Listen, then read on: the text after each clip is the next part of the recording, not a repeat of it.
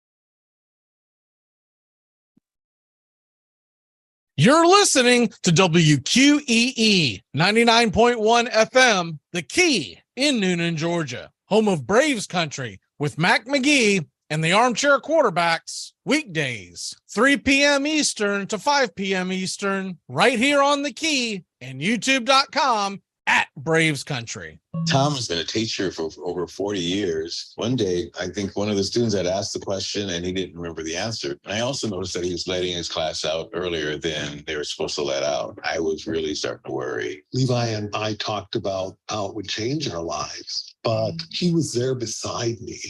When something feels different, it could be Alzheimer's. Now is the time to talk. Visit alz.org/ourstories to learn more. A message from the Alzheimer's Association and the Ad Council. Hey, folks, this is Mark White with The Mark White Show, and you can tune into The Mark White Show every Saturday from 11 a.m. to 12 p.m. right here on Rock 99, WQEE The Key, the home of Southern sports and talk. Are you looking for a reliable dental practice that not only cares about your teeth, but is friendly to work with? How about one that offers great deals and new patient promotions? Well, your search is over. Most Valuable Smiles in downtown Eatonton, Georgia is committed to giving you the biggest and brightest smile. Right now, get a $99 new patient special, including x-rays and exam. Maybe you're looking for veneers. Most Valuable Smiles veneer special includes one free veneer with every 5 purchased. Or get that bright white smile you've always wanted by taking advantage of an exclusive $100 off Zoom whitening treatment when you book today. And don't forget that 2022 is almost over. That means most insurance policies will reset by the new year, and to avoid losing that extra money, you need to use it or lose it. Book an appointment today with Most Valuable Smiles in downtown Eatonton to lock in these exclusive deals. Call 706-623-0318 or visit mostvaluablesmiles.com. Enjoy sun-drenched days, epic stays, and plenty of room to roam in Greater Fort Lauderdale. Our hotels, attractions, and restaurants have taken the Visit Lauderdale's Safe and Clean pledge so you can relax and explore with confidence. When you're ready for that well-deserved staycation, our 23 miles of golden beaches await. Find wide-open spaces to hike, bike, kayak, and paddleboard. Visit your favorite attractions, then dine out in style in dining rooms or al fresco on waterfront patios. Learn more at sunny.org. It all starts with just one thing. When recycling, rinse out jars and cans and avoid recycling wax paper or paper soiled with food. This will reduce recycling contamination. Find tips and more at onethingus.com. What's your one thing? Hey, sports fans. The Key has a brand new show. Braves Country is coming your way weekdays 3 p.m. Eastern to 5 p.m. Eastern. Drive time on WQEE. Braves Country is a Southern sports talk show with Magee and the Armchair quarterbacks. We'll be talking the Atlanta Braves and Major League Baseball, along with everything important to sports fans in Braves Country.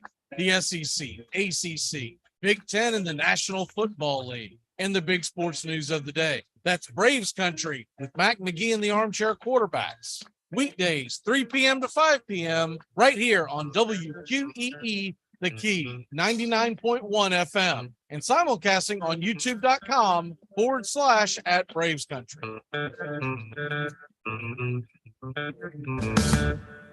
At Shell, we know from the time you get up to the time you wrap up, there's a lot of meetups, eat-ups, and hurry-ups.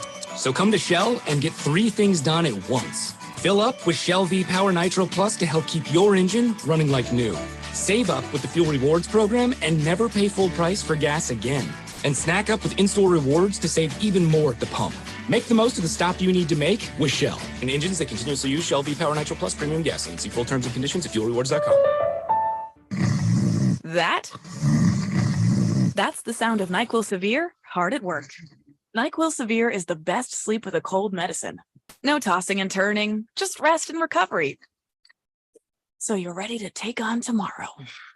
For powerful relief of your worst cold and flu symptoms, try NyQuil Severe. The nighttime sniffling, sneezing, coughing, aching, stuffy head, best sleep with a cold medicine. Use as directed. Keep out of reach of children. Hey, Braves fans. Thank you for listening to Braves Country Baseball. Hi, I'm Mac McGee, and we are here to bring you play-by-play, pitch-by-pitch of your Atlanta Braves, bringing you spring training and 2 to 3 games a week all season long. Please like and subscribe today. Braves Country Baseball.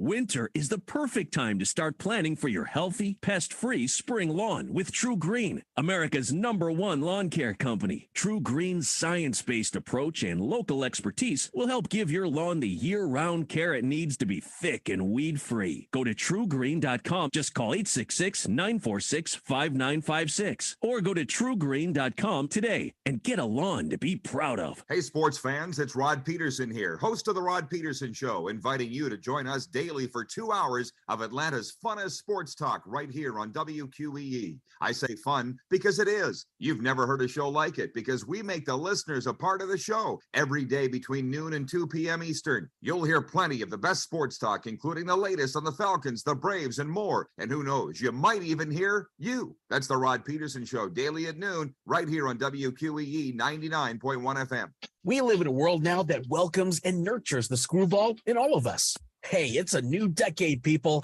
Time to get a little nutty. Treat yourself to Screwball Peanut Butter Whiskey, a smooth flavor that combines 2 of America's favorites, peanut butter and American whiskey. So no more social awkwardness. Time to embrace who you truly are. Get out there and make friends. And be sure it starts with Screwball Peanut Butter Whiskey. It's available nearly everywhere. Learn more at screwballwhiskey.com. Infinium Spirits. Please enjoy responsibly. Hey, sports fans. The Key has a brand new show. Braves Country is coming your way weekdays 3 p.m. Eastern to 5 p.m. Eastern. Drive time on WQEE. Braves Country is a Southern sports talk show with Magee and the Armchair quarterbacks. We'll be talking the Atlanta Braves and Major League Baseball, along with everything important to sports fans in Braves Country. The SEC, ACC, Big Ten, and the National Football League, and the big sports news of the day. That's Braves Country with Magee and the Armchair quarterbacks. Weekdays, 3 p.m. to 5 p.m. right here on WQEE, The Key, 99.1 FM, and simulcasting on youtube.com/@BravesCountry.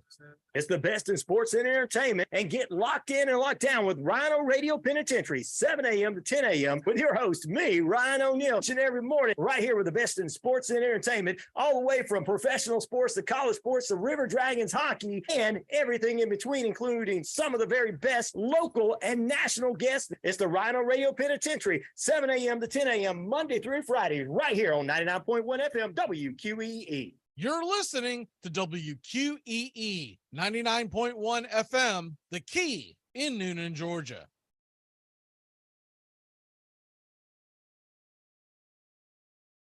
You're listening to WQEE 99.1 FM, The Key in Noonan, Georgia.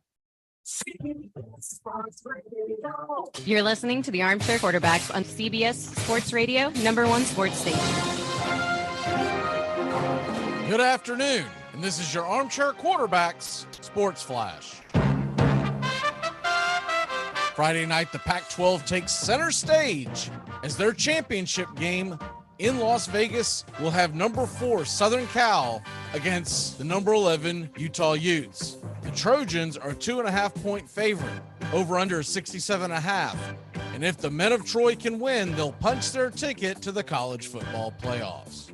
Also tonight at 7:30 Eastern on CBS Sports Network, the Conference USA Championship, North Texas versus UTSA. The game is in San Antonio, Texas, in the Alamo Dome. UTSA is an 8.5-point favorite. The over-under is 69. Your college football Saturday gets going noon Eastern on ABC. Number 10 Kansas State squares off against number 3 TCU. The Horned Frogs in Arlington, Texas, Jerry's World. They're a 2.5-point favorite. The over-under 62. TCU looking to jump into the college football playoffs for the first time in school history. Also at noon Eastern on ESPN, Toledo and Ohio in the MAC championship. Toledo 1.5-point favorite. The over-under is 55. College football's center stage at 4:00 Eastern. It's the SEC championship game here on WQEE 99.1 FM. 4:00 kickoff is in Atlanta. Bulldogs 17.5-point favorite. Over under is 51. Georgia will try to bring home a Southeastern Conference championship for the first time since 2017. Also at 4:00 on ABC, UCF versus Tulane in the American Athletic Championship. The Green Wave 4-point favorite. Over under 57. At 3:30 Eastern on ESPN, you've got the Sun Belt Championship, Coastal Carolina versus Troy. Troy is the host team for the Sun Belt Championship. Troy, 8.5-point favorites. The over-under is 48. And at 4:00, the Mountain West Championship on Fox, Fresno State, Boise State. Boise State, a 3-point favorite. The over-under sits at 54. And tonight, the Big Ten Championship. Purdue is getting 16.5 points. Over-under is 52 as they try to upset the Michigan Wolverines. And the ACC championship should be a good one. Number 9 Clemson, 7.5-point favorite versus North Carolina. The over-under is 63.5. The game, essentially a home game in Charlotte for the Tar Heels. That's your Armchair Quarterback Sports Flash. Stay tuned for Braves Country right here on WQEE 99.1 FM. The Key, simulcasting on youtube.com/Braves Country. Armchair. Why did you get so drunk? You got drunk. I'm just really exhausted. What's in that cup? Rum and Cokes. Do you have any idea how important it is? Try to save the public. Really? This is what you're doing? We have been hoodwinked, bamboozled, and flat out deceived. Dude, what do you want to do tonight? Same thing we do every night. Try to take over the world. 106 miles to Chicago. We got a full tank of gas, half a pack of cigarettes. It's dark, and we're wearing sunglasses. Hit it. Armchair. YouTube Live. Radio station. The radio station you can call your own. Do you know what listeners like about our station? I like everything. It's always on my radio. We never stop the music, except for now, when I talk. You're listening to Braves Country with Magee and the Armchair Quarterbacks. We're here live weekdays, 3 p.m. Eastern to 5 p.m. Eastern, WQEE 99.1 FM, The Key, and simulcasting on youtube.com/@Braves Country. Your first choice for Southern sports. Good afternoon. I'm Mac Magee, and I don't know much, but I know one thing. The winter meetings in San Diego convene Sunday, which means we get the Hall of Fame votes. Murphy and McGriff better get in. Community Access Channel. He's the armchair quarterback. He's full of beer and he's full of snacks. The all-American man. Hey, howdy, hi, and how the hell are you? Welcome to a Friday edition, a feel-good Friday edition of Braves Country with the Armchair Quarterbacks. I'm Mac Magee, taking you all the way to the 5 o'clock hour. Bobby's on his way. We'll be talking the SEC championship game. We'll also get into tonight's Pac-12 championship game and a lot more. And then we've got Tones in the second hour, and we will dive into the NFL along with college football. But before we start that, I don't know if you caught the LeBron James thing where he is complaining that the media isn't asking him about the Jerry Jones picture. And if you missed that, what it is, there's a picture that is surfaced, and everyone believes it was probably Daniel Snyder of the Washington Commanders, the owner of the Commanders, because he's throwing everything he can at the wall because he does not want to get canceled out and have to sell his team. But the entire league, everybody wants Daniel Snyder out of the NFL. And so he's trying to basically lob grenades towards other owners. And one of the things that he did is he had someone dig up whatever they could, and they found a picture of Jerry Jones when he was a very young teenager, about 65 years ago. Might be 66, but it's somewhere in that neighborhood, of Jerry Jones in the back of a crowd, and the crowd was trying to prevent the integration of schools. There were some African-American students, younger students that are trying to get into the school, is what the picture is captioned as. I'm assuming that it's correct. And Jones is not one of the ones stopping the students, but he's kind of off in the back. And I'm assuming that it's him because there's no way for me to know because it's 65 years ago and everyone changes dramatically 65 years. So let's just say for argument's sake, it's him. James is trying to compare not getting asked that, but was asked about the Kyrie Irving situation when he came out with the anti-Semitic remarks and then stood behind him and then backed him up again. He doubled down on him. So here are the clips of the first one is LeBron's comments to the media, and realize this, when he does this, he does not let anyone respond, and he walks off the podium. That sparked a question in Dallas the next day of reporters asking Dak Prescott, the quarterback of the Cowboys, what his reaction was. So I'm going to play the LeBron one first, and then I'll play Dak's. I got one question for you guys before you guys leave.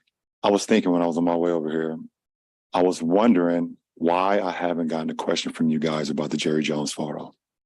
But when the Kyrie thing was going on, you guys were quick to ask us questions about that. Okay. Hold on. And I don't even want you guys to say nothing.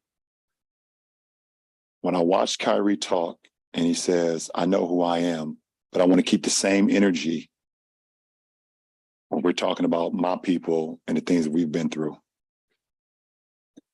And that Jerry Jones photo is one of those moments that our people have been through in America. And I feel like as a Black man, as a Black athlete, as someone with power and a platform, when we do something wrong or something that people don't agree with, it's on every single tabloid, every single news coverage. It's on the bottom ticker. It's asked about every single day. But it seems like to me that the whole Jerry Jones situation photo, and I know it was years and years ago and we all make mistakes. I get it. But it seemed like it's just been buried under like, oh, it happened. Okay, we just move on. And I was just kind of disappointed that I haven't received that question from you guys. Appreciate it. Okay, so that was LeBron. And now this is the clip of Dak Prescott getting asked about that by the Dallas media.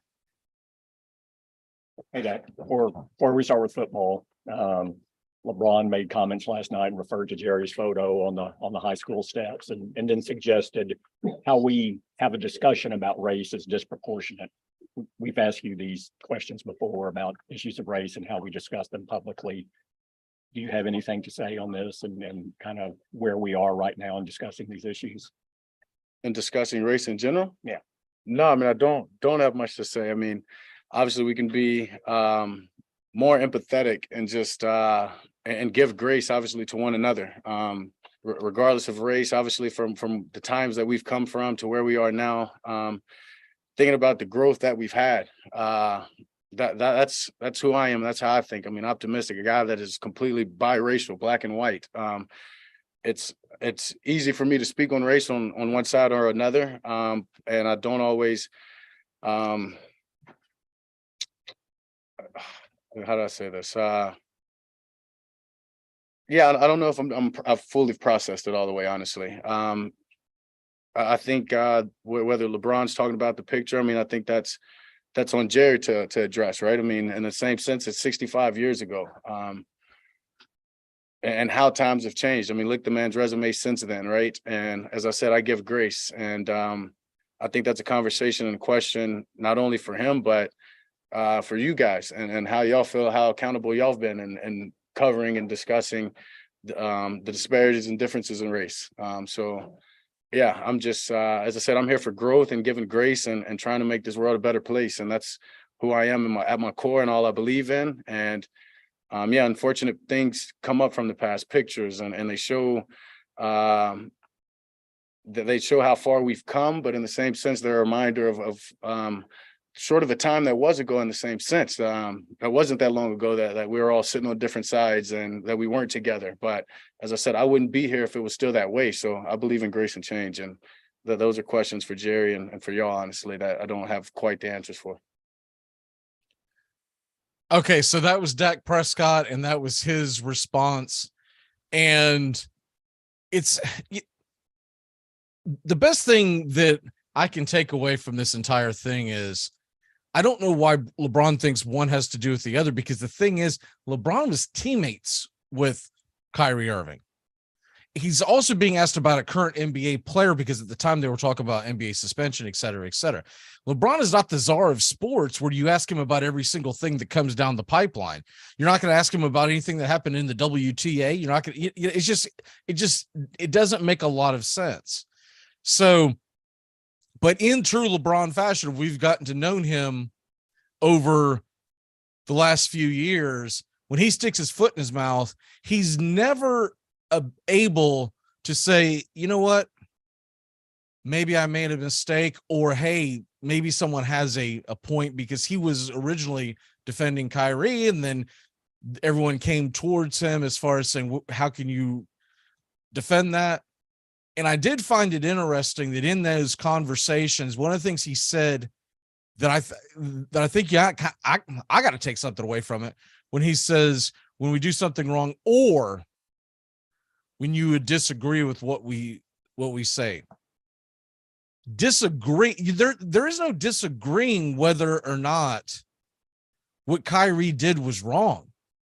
There's no disagreement there. And maybe that's not what he meant, but that's what it sounded like. So I'll give him a pass on that.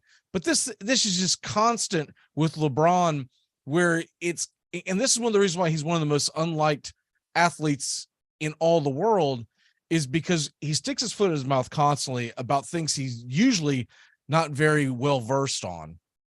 Now, yes, he does have the platform. I mean, he's got his own HBO show, so a lot of people do see him. I think it's HBO. I don't know. I tried to watch it one time. It's just absolutely horrendous. But he does have that platform. And then, of course, I think what more people reach out and see is his post-game interviews, because that's something people actually watch. from my understanding, the LeBron show on HBO is gotten terrible reviews, but because he's backed it, they're not going to worry about it. They're going to keep putting it out there. But anyways, he's trying to make it sound like he's some kind of a victim in this whole thing when he backed Kyrie. Now, I think most people have put that to bed. That's been weeks ago. And Kyrie's done a suspension. And I'm sure a lot of people didn't like the way he handled it. But when you come to things like this in the US, usually what happens is most of the time, if you show some kind of contrition and you're giving some kind of penalty, most people just move on. And as long as Kyrie doesn't go out there and do something else off the charts insane, then we'll see, how he goes forward. It just seems like there's always something with Kyrie. So when he backed up his original post about that just insane movie that he was trying to push, and then he doubled down on it twice, that's what got him suspended. It wasn't the original tweet. If he would have came out and said, well, that's not what I meant, I think it would have been swept under the rug. I think Dak did an excellent job of addressing it, because I'm sure he was not expecting that question to begin with, as they're getting ready for a Sunday night tilt on they're playing the Colts. And so I'm sure he's coming off the practice field. That's the first thing he's thinking about. But very good response by Dak. Well stated. And I'm sure he's like, LeBron, why are you trying to drag me into this? And he is right. Like, I do believe what Dak said is that Jerry Jones is the one that really needs to answer for this. And Jerry Jones needs to be the one that says something. At the same time, it was 65 years ago, 66 years ago, whatever the case may be. And I don't think there's as much outrage because it was 66 years ago. And it's like Dak said, if you look at the rest of his resume, I'm not aware of anything that Jerry Jones has done that would make you think that he's an awful bigot. But like I said, when Jerry is asked by the media, Jerry's the one that needs. The reason why LeBron's being asked by Kyrie is because they were teammates. And at one point they were at odds. And then if you remember last summer, there was talks about trying to get Kyrie to the Lakers, and they couldn't get that worked out for a number of reasons. So I think that's why he's being asked about this. But anyways, we move on, and couple of big things going on this weekend. Tonight, you got the SEC championship game. By the way, tonight here on WQEE, the key, the River Dragons, I believe it starts at 7 p.m. I believe I heard it'll be right here, that coverage. And then tomorrow, the SEC championship game will be right here on the key. And we're going to bring you the pregame show from 2 to 3:30, about 3:30. And then the SEC championship will take place at 4, and the coverage is going to go out to the stadium out there. So looking forward to that. There's a few different lines, by the way. I've seen the line as high as 18.5, Georgia being favored, and the over under at 50.5. Caesars, I think right now has it at, let me double check it real quick. Yeah, their over under is 52.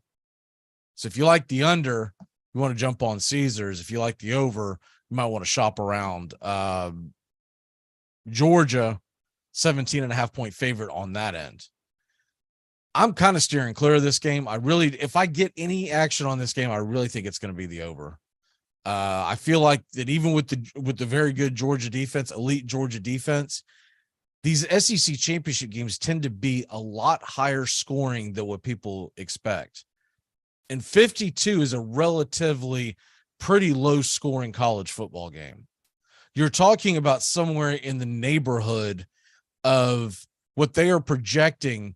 If you're looking at that particular line, you're looking at them saying the score is going to be around 42 to 24. That's about what they're saying. And though that sounds high scoring, I'm sorry. I think I got that messed up. If you got the 38, if it's 38-17, you're talking about 45, and then the cover would be at 25 at that point. So you'd have to move it up a little bit, maybe like a 40-20, excuse me. That would be a tad high. 35-20, 37-21, somewhere in that neighborhood is what they're saying, or even a little higher than that. But typically these SEC championship games, I think you can get halfway to the over by halftime typically. And we had it last year. Remember, Georgia and Alabama played, and those were regarded as two of the best defenses in the country. And the over ended up, I want to say the over ended up right around 66, 67 points, somewhere in that neighborhood. So it just seems like it's this every year. I remember when LSU and Alabama went at it in 2019, everyone thought it was going to be some kind of slugfest, and Joe Burrow and Jamar Chase and Justin Jefferson. And now as we fast forward to today, we see how ridiculous it is that we thought anyone could stop those three. But that game was one of the highest scoring games there was. It's a lot's going to have to do with Chase Daniels, but at the same token,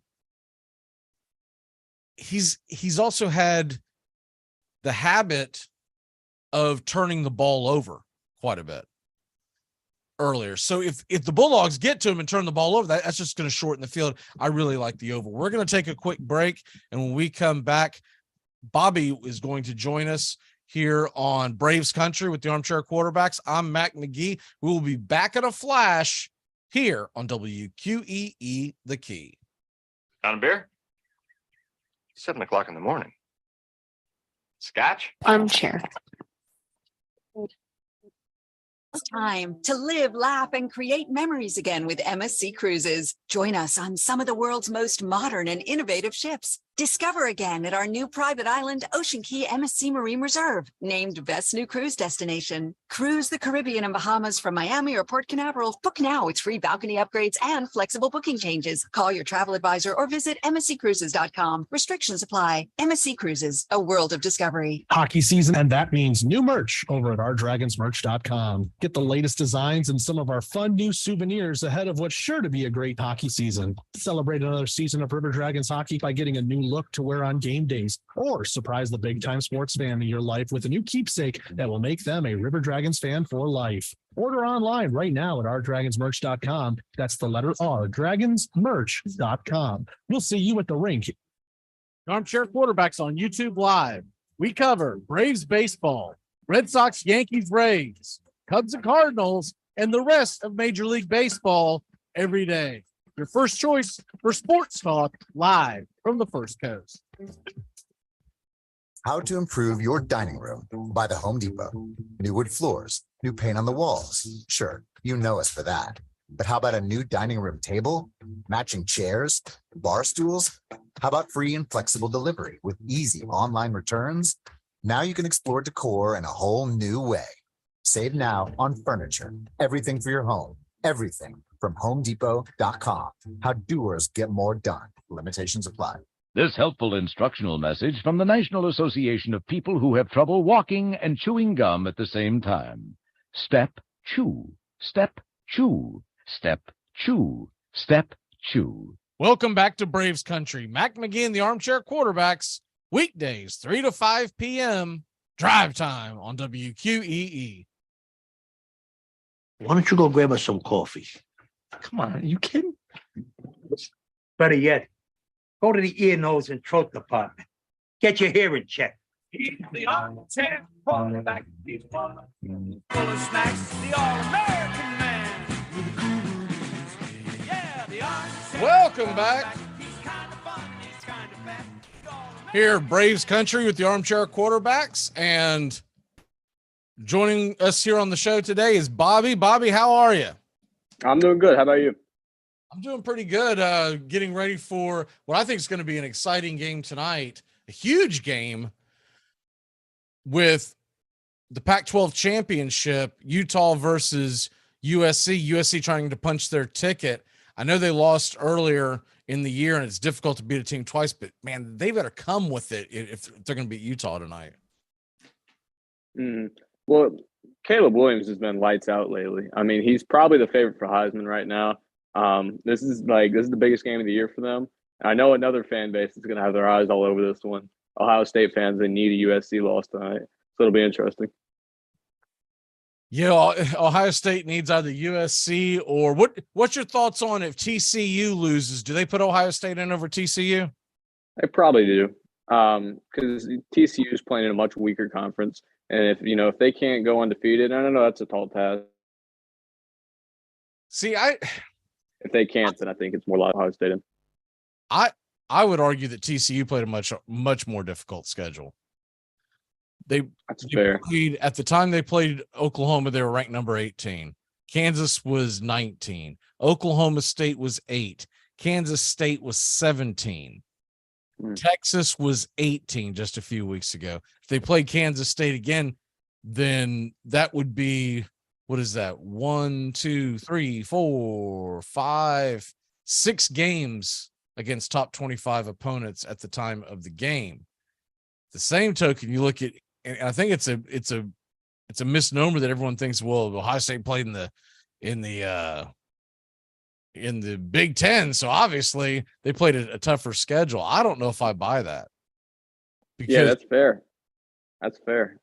You look at their schedule for folks who aren't familiar with it. At the time of the game, Penn State and Michigan. That's it.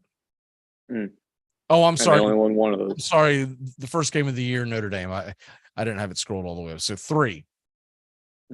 Now, granted, Penn State, Michigan, and Notre Dame are all impressive wins, and they handled Penn State pretty easily.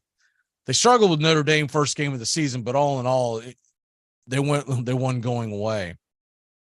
So they've got the 2 wins, and then they got the blow. Here's my problem. It's not the fact that they lost. It's the fact they got blown out on their own home field. That's the issue I have. And it's even scarier that in the second half, after the adjustments were made, Michigan outscored them 28-3. And then if you go look at the statistics of the game, here's the one that would scare me the most about if I am putting Ohio State in against what would it be most likely? Georgia, right? Georgia. They gave up 252 yards on the ground, which means they just got pushed around. And I feel like that the Bulldogs would do the same. Who would win? I saw someone arguing, well, who would be favored on a neutral field, Ohio State or TCU?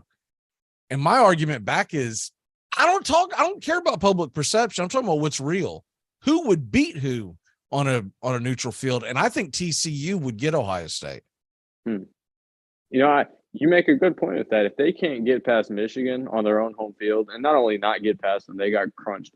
Yeah, I just don't see a way that they even put up a fight against Georgia, because Georgia's better than Michigan as it stands right now. Absolutely. I think it would be best for the entire college football playoffs if USC wins tonight. I am pulling for USC because I think a Georgia USC game, though I think Georgia would handle them, I think it's fun, right? Yeah. And we haven't seen USC in it. It would bring the West Coast folks in. I do think that Georgia would slow down Caleb Williams, and I don't think that USC defense could slow down the Bulldogs. I mean, what I saw in that UCLA USC game, I lost all respect for the USC defense.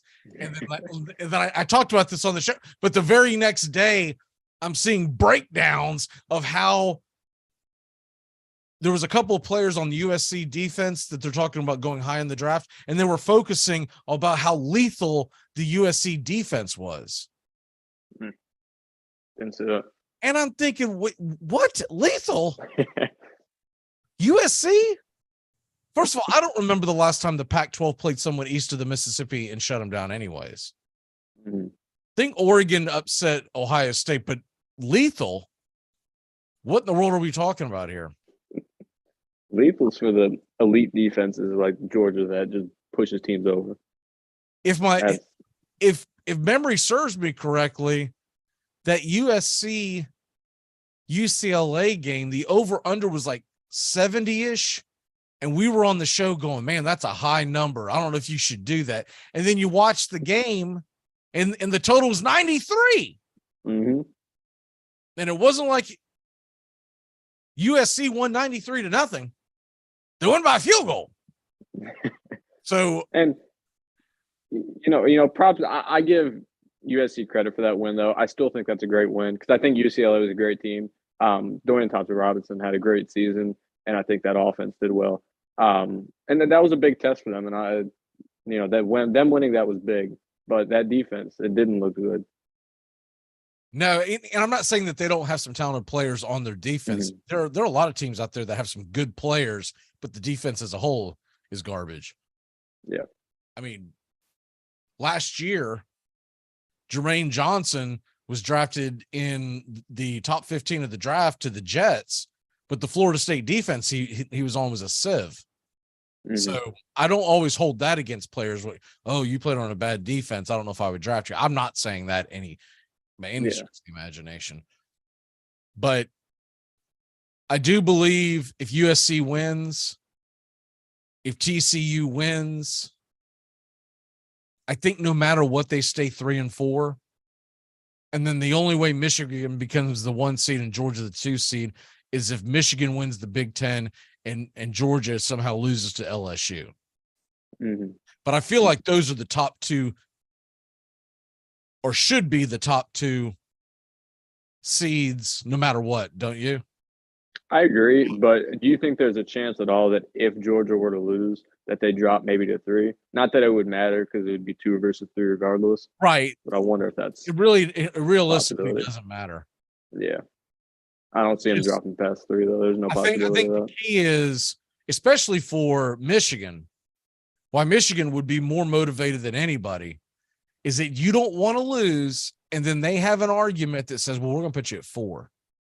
And you got to play Georgia the first week. Yeah. Because we all know how that turned out last year, and I'm not saying we're going to get the same result, but you would rather push off playing Georgia as long as you can if you're Michigan. For a couple of reasons. You never know if USC could pull off a shocker of all shockers and win. And then the other thing is something could fall your way. There could be an injury, whatever. But that's what's motivating Michigan to win. I think what's motivating Georgia to win is the fact that they have not won the Southeastern Conference Championship since 2017. And that's kind of been underplayed by the national media. Maybe they just haven't really thought about it or, done their research. I don't know. But that means that no one on this team has ever won an SEC championship. So I feel like that's going to mean something to the Georgia Bulldog kids. I don't know if it means as much to the fans. 5 years is not that big of a drought. But for the coaching staff and the players, it means that you get another ring. Stetson Bennett especially. I mean, this is probably I think it's his last year at Georgia, and he'd like to add that to his resume. You see him being a top NFL prospect? No, I don't. I think he could be a game manager type of quarterback down the line, but I don't see that, talent that jumps off the screen that's worth taking him with a high pick.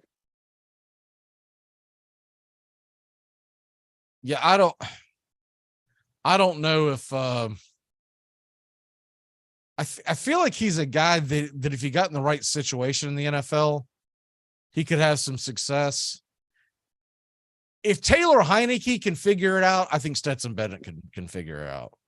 I can agree with that. And yeah, I'm not ruling out the possibility of him being a decent quarterback. I don't see him up there with any of the top prospects. So he's listed as a senior, but does he have another year left because of the pandemic? Do you know? I'm not sure about that, if that still allows another year of eligibility or not. He's a redshirt senior. but so is, well, actually, let me backtrack that. Maybe he is an actual senior, because now that I think about it, every time I see Jordan Travis mentioned, I think they refer to him as a junior, even though we know he's been there 2 decades. Well, he might come back for another year. There's a chance. If he's got another year eligibility, I don't know why he wouldn't. No, yeah. So Jordan Travis is listed as a junior. So I would think that means that Stetson Bennett. I'll have to look that up in a second because I'm not 100% sure. If this, I mean, I know it's a senior year, but because of the pandemic, that threw everything off. Mm-hmm. Yeah, I don't see. Anyways, moving on from that, I'll get it figured out here in a second. Looking at some of the other conference championship games, we'll get to those in a second, but I got to get your take on it because you're Mr. Florida Gator. First of all, how about them Noles? It was a good game. I'll give you guys props. That was an all-timer. Yeah. There was a big debate in the Seminole chats of where does this rank all time in just games that Florida State has beaten Florida in. It's got to be up there. It's the highest scoring game. Yeah, I put them in my top 5, and I admitted it. You know, a lot of it may be recency bias because it was just such a great game, but the fact that the two teams weren't playing for anything, off the board, neither one of them are heading to a New Year's Six bowl. I don't think there's an outside chance. They keep saying if Clemson loses, the Orange could take Florida State, but I don't know if I buy that or not. But anyways, looks like Florida's heading to the Birmingham Bowl. So that didn't make it outstanding, but the fact that it was up and down, back and forth, Florida State had to go down there and score that final touchdown with a little over 4 minutes left in the game. And then Florida had a chance to tie them, and they had that ridiculous pass interference call that was called that extended the drive. And then they had the non-interference called that ended the game. So, and I thought it was a face mask, I think, that they missed. What's that? It was the face mask, I think they missed towards the end. I think it was on the last play, actually. Yes. Face mask. What I say? Interference? Yeah. Sorry. Yeah. The face mask that they missed, but before that, it was a garbage PI call that extended because remember, it was like 4th and 15 and the game was over. And then they come out with some late flag. The guy who was actually standing right there doesn't even throw a flag. You see him just waving his arms incomplete. The flag came from like 6 counties over. I don't even know if it was a referee. I felt like that thing just came out of the stands, but going out of the sky. Yeah. But so all in all, justice was served because I do think that was a good old fashioned. We screwed that up. We're gonna have to give one to them because the thing is they let those players play all game long, and to call it ticky tack foul like that at the end, it was just anyways. But moving on from that, the terrible news that came out of Gainesville about Kitna and the child pornography arrest. So we know he's gone. There's no way you come back from that. I know he's been suspended off the team indefinitely, whatever. That's going to have to be one heck of a story for him to get out of that, especially since he's all but admitted it. He said the quote I saw was that he thought it was legal because he got it off the internet. Right? And then he also distributed it. And when they say distribute, what he did is someone told me that they saw he shared it in some kind of a chat room. And it wasn't like that kind of a chat room. Don't get me wrong. It wasn't some creepy chat room. It was one of the social media platforms chat room, and the name's escaping me. But basically, it would be almost like sharing it in a Twitter thread. Okay. That he shared those pictures, and that's how he got dimed out because someone saw it, goes, whoa, what are you sending? And I still don't know what the picture is. So we don't know what that is. But regardless, he's done. Kitna's done. I think that quote was just about as stupid as they can get because I mean his lawyer's probably hitting himself over the head for it with that. He's saying, I didn't know it was illegal. That's pretty much admitting it. I mean, that's just blatant stupidity. But I mean, off the yeah. jump, his lawyer should say no comment. Yeah. So it's not like this is some poor kid who can't afford legal help. Mm-hmm. His dad's John Kitna. Yeah. So, and I'm sure the family's just going through, I mean, horrendous stuff right now because your kid gets popped for something like that. And no matter whether he's innocent, guilty, whatever the case may be, he'll never suit up for a Power 5 again, I don't think. No. He might not play again. I mean, that's there's some crimes that you can bounce back from. That one's pretty bad though. Yeah, exactly. I said it the other day. It's like, this isn't some bar fight that he got into, right? Yeah. This is creepy upon creepy. And then when they confiscated his phone, evidently he had even more pictures on there that are not pictures. What would they call it? It was insinuating pictures, but media files or something like that. So I don't know if that was video. I don't know what it was, but I'm not going to speculate because, first of all, it's an uncomfortable subject. I don't even like talking about it, but not to mention the fact that we don't know what the truth is. But that being said, Richardson's heading to the NFL. Kitten is on bye-bye. What's the move? You get Emory Jones to transfer back in? Well, if we don't find someone to transfer here, it'll probably be Rashada starting year one as a freshman. That might be the only option. That's seeming. I've heard Wake Forest quarterback Hartman. I think there was rumors about him potentially transferring to Florida. But if that falls through, or if that was just a false rumor, we could be starting a freshman next year. I don't know. I'll be honest with you. I don't know if you want Hartman.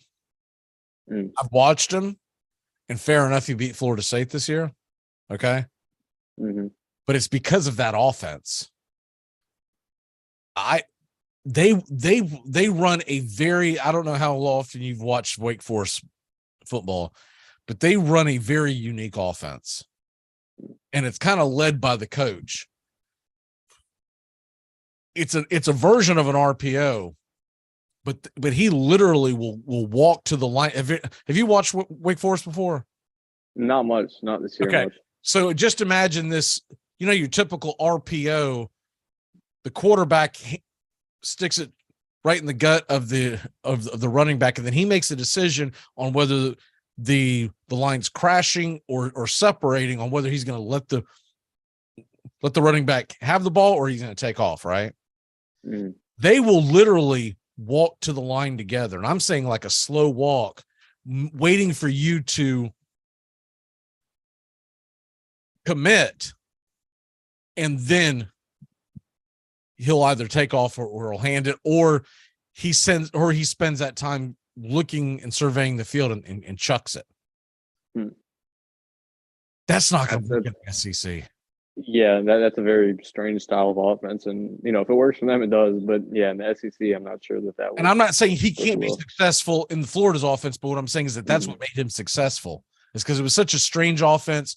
It's almost like preparing for the wishbone, right? No one's ever prepared, and it throws you off. But once you've seen it a few times, teams tend to catch up to speed. Mm-hmm.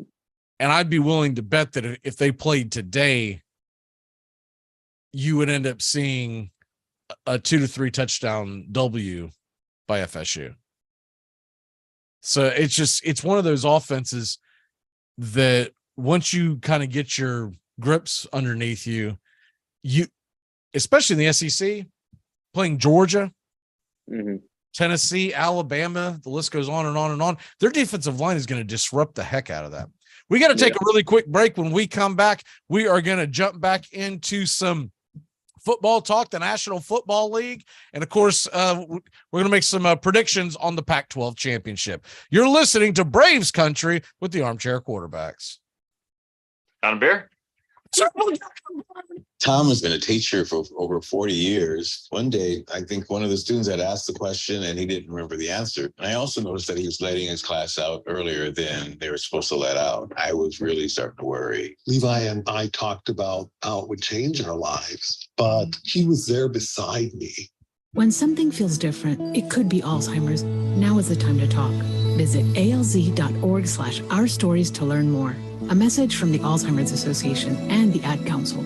It's the best in sports and entertainment, and get locked in and locked down with Rhino Radio Penitentiary, 7 a.m. to 10 a.m. with your host, me, Ryan O'Neal, each and every morning, right here with the best in sports and entertainment, all the way from professional sports to college sports to River Dragons hockey and everything in between, including some of the very best local and national guests. It's the Rhino Radio Penitentiary, 7 a.m. to 10 a.m. Monday through Friday, right here on 99.1 FM WQEE. Hockey season, and that means new merch over at ourdragonsmerch.com. Get the latest designs and some of our fun new souvenirs ahead of what's sure to be a great hockey season. Celebrate another season of River Dragons hockey by getting a new look to wear on game days, or surprise the big-time sports fan in your life with a new keepsake that will make them a River Dragons fan for life. Order online right now at ourdragonsmerch.com. That's the letter R, dragonsmerch.com. We'll see you at the rink.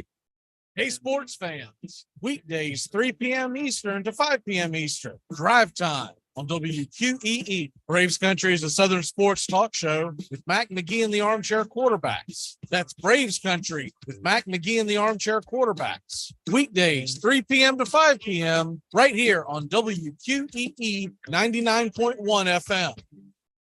Although edited, tonight's thriller contains suspense and violence, which may be unsuitable. Parental discretion is advised. Welcome back to Braves Country. Mac Magee and the Armchair Quarterbacks, weekdays 3 to 5 p.m. Drive time on WQEE. Hi. What can I get you? I was wondering if you could turn on that television to the Philly San Francisco game. You've got to be kidding me, man. No, I understand the Bears game's close and that game's a blowout, but there's a lot of implications on the line here.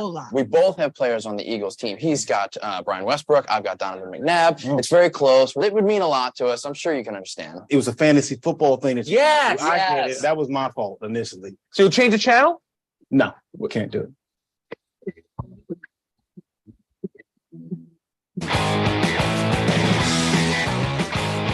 Welcome back here. Coming to you live from the Armchair Quarterback Studios.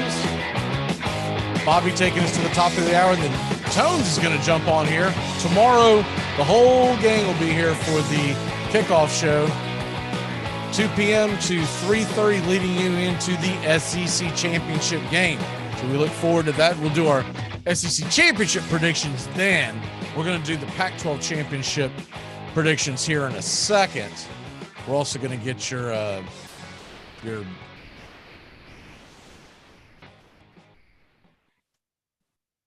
stupid underdog picks and locks, and I've got all those jotted down, so get those here in a second. I should have grabbed them last break because they're just beyond me. I can see them, but I can't reach them. So if you see me jump off a screen, that's where I'm headed, Bobby. I didn't bail on you. But let's go ahead and pull up some of these lines here. Steelers Falcons. The line is still -1. The over under is 42. And let me see if that is the same line we're getting on. Yep. So that's the Caesar line, -142. I think the Falcons have a very good chance of winning this game. In fact, I'm probably going to put some hay on that because I look at Pittsburgh. Fake money's always going to come in on Pittsburgh because they're a popular team. They're not a very good team this year. They're on the road and they played Monday night. And that's a lot of things that I like to take advantage of. When you have a team that was on the road on Monday night and playing on the road again, I usually like to go against them. And it even adds up to the fact that the Falcons are still playing for something. The Steelers, not realistically, although everyone's out there trying to win every Sunday. And I think Atlanta, I don't think it's going to be a particularly high scoring game.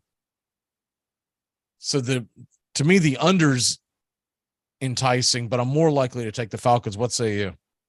I'm with you on that. I think the Falcons probably get this one done. Like you said, there's a lot of factors going into it, like the Monday night turnaround for the Steelers, it being on the road, the Falcons still competing for a playoff spot. And the Falcons, they're about equal talent-wise in my mind, at least. I think they're about equal teams. But because of what's going on here, I think the Falcons get it done, especially being at home too. Yeah, the one thing that I'm still waiting to see, because it's got fantasy implications, it's got betting implications. I'd be shocked if Najee Harris plays.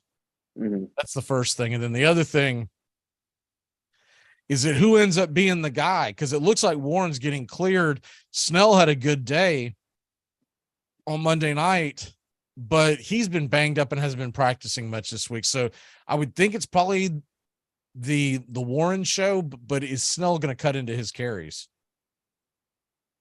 Yeah, it'll probably be about, I'd say, yeah, Warren probably leads the backfield on a Sunday, but I think they'll be pretty even carry-wise. They'll be close to even.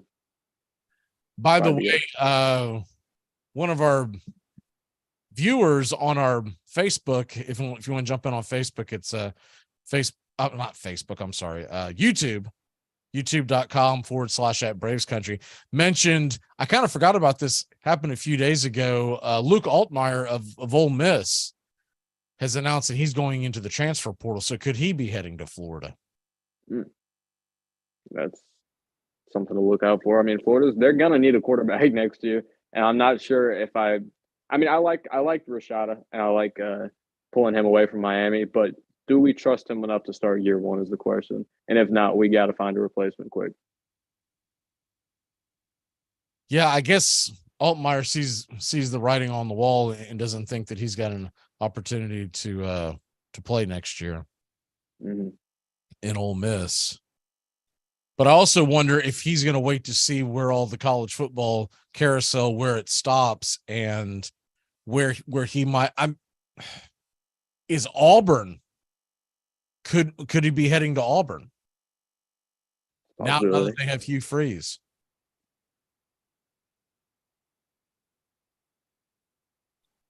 A lot of potential outcomes here.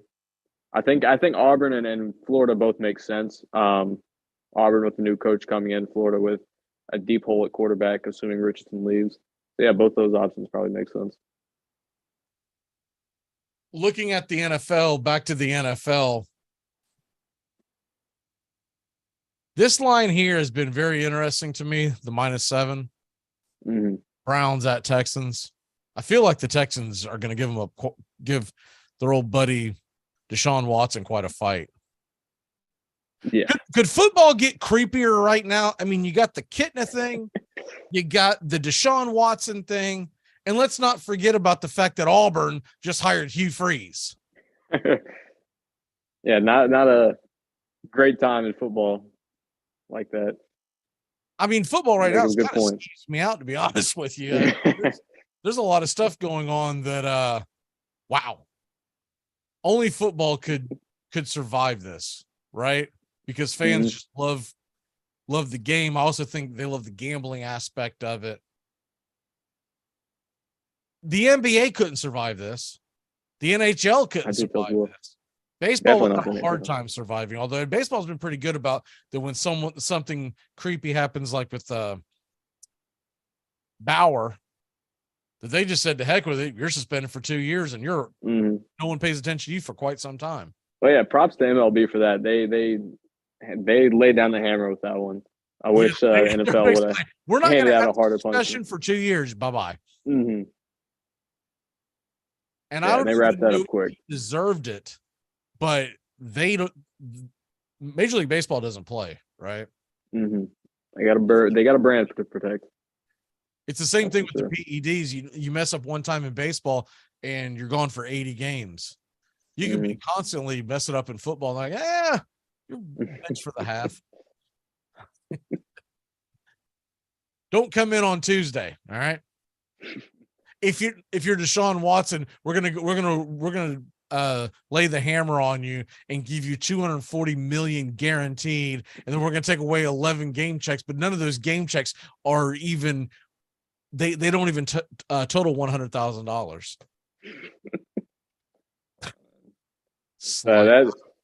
I tell you what, though, with that contract that Watson got, I have a weird feeling that Watson's going to come out and not look like the quarterback he was in Houston. I get some weird feeling about it. I don't know. Maybe it's because the Browns Well, I seem think to be a he's going to cursed be. franchise. I think you're but- going to rust for sure. Yeah. That's why the other thing Yeah. that jumps out at me is the over 47. Everyone's like thinking Deshaun Watson is going to roll out of bed on Sunday morning and be Deshaun Watson from 2 years ago. It's going to take them a while. There's one or two leagues that I'm forced to start Watson, and I'm not looking forward to it. But that's how bad my quarterback situation is. Well, I think Sunday is going to be the Nick Chubb show. I think he's going to have a monster game. They're going to be leaning on him a lot with Watson in his first game back in almost 2 years now. So I think he'll have a huge game against one of the worst run defenses in the league. Yeah, and to add to that, I also think the Texans are going to put some points on them. That's fair, yeah. I see a lot of folks rushing out and this is a fantasy side of it, but they're rushing out and grabbing the Browns defense because they're expecting a really low scoring game. If that was the case, the over under wouldn't be 47. Yeah. And the spread wouldn't be 7 points. What you're saying there is that the Browns are going to win 27-20. So that's not that low scoring of a game in the NFL. And I really think that the Texans have a chance to probably upset them. It just seems like that's normally what happens in these situations. And it's not like the Browns are heading to the Super Bowl. This isn't a very good Browns team. I'm with you there. Other games, Jags, Lions. I really think that it's absurd that the Lions are underdogs at home against the Jags. I think this is what the good old fashioned recency bias, right? Everyone saw the shocker against Baltimore and think that Jaguar team's turned a corner and let's go. I don't think that's necessarily the case. Yeah, I think they'll come back to earth this week. That was a great win last week, but I think the Lions win at home. All right, let's go ahead and get your stupid underdog pick.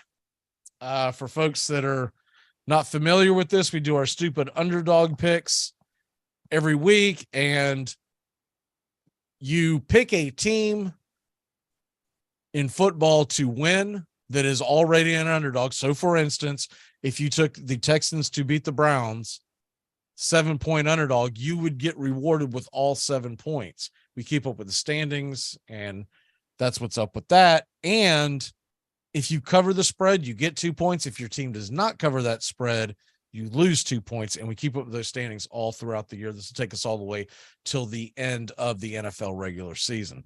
All right, Bobby, right now you have a 10-point lead on Doug. Doug shot his shot, and he's taking the Colts plus 11.